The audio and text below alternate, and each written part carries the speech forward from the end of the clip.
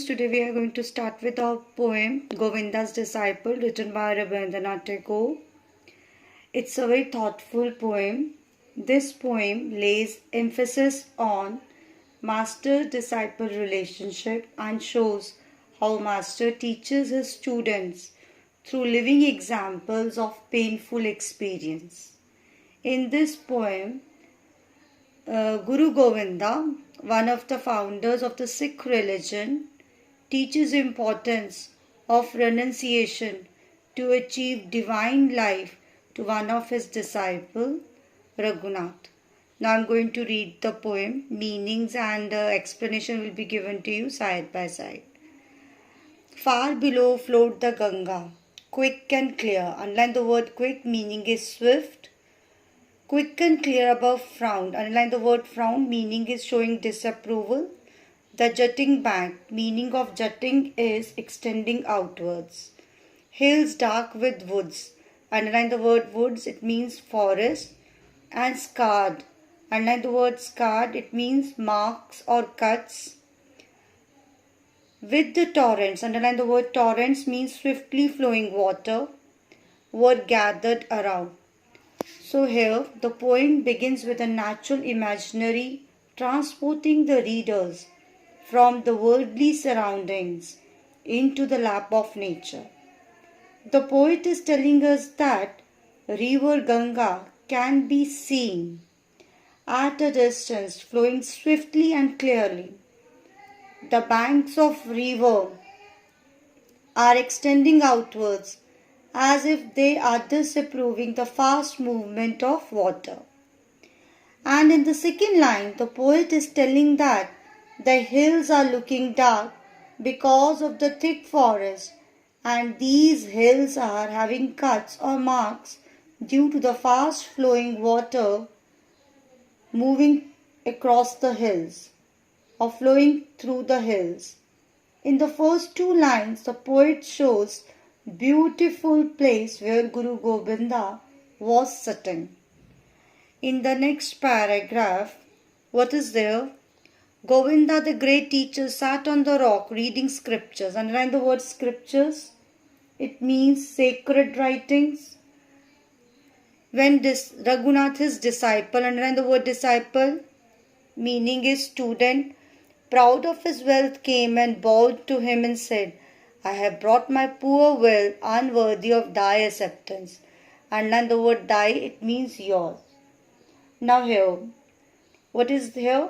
The poet is telling that in the midst of wild habitat, great Guru Govinda, the great teacher, one of the founders of the Sikh religion, sat on the rock reading scriptures. His study was interrupted by a visit from one of his disciples named Raghunath, a rich fellow. And this fellow, what he has done? He bowed in front of Guru and said to Guru Govinda that he had brought a small present for him in hopes that it would be worthy of great Guru's acceptance. Now come to the next paragraph. Thus saying, he displayed before the teacher a pair of gold bangles studded. Underline the word studded, it means decorated. Underline the word displayed, it means showed. With costly gems and emeralds. Underline the word gems and emeralds, it means precious stones. The master took one of them, twirling it round his finger. Underline the word twirling, it means spin quickly. And the stones darted shafts of light. Underline the word darted, it means spread. Shafts of light means rays of light. So now here what the poet is telling over here. Now Raghunath brings before the Guru the pair of gold bangles. The Guru Govinda picked one of them and started twirling it around his finger. As it is said that the bangle was studded with gems, and these gems are spreading rays of light when the sunlight strikes upon them. Then come to the next paragraph. Suddenly it slipped from his hand and rolled down back into the water. Raghunath jumped into water. The teacher set his eyes upon his book, and the water held and hid what it stole and ran its way. So here, what is here in this paragraph? Here it is said Govinda was only observing one of the bangles when it suddenly slipped from his hand and rolled down the bank and went into the river. On seeing this, Raghunath screamed in disappointment and jumped into the water to find the bangle which he had brought for his Guru. On the other hand, Guru Govinda continued to sit on the rock as he was busy in reading the scriptures. What else is being said over here? It has been said he was just busy, or he was just reading the scriptures as he was unbothered by the jumping act of Raghunath to bring back his precious gift to him. Moreover, it is said that the water also seemed to be unbothered by Raghunath's search and continued to hide away the bangle as if it had decided to steal the same away from Raghunath. Now last paragraph. At sunset, Raghunath came back. He begged him to show him the place where it fell.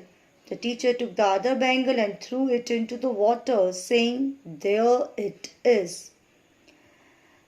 So here, what is here in the last paragraph? In the last paragraph, it has said that Raghunath came back to his teacher, Guru Govinda, and begged him that still he could bring his bangle for him if only Govinda would show him where it fell.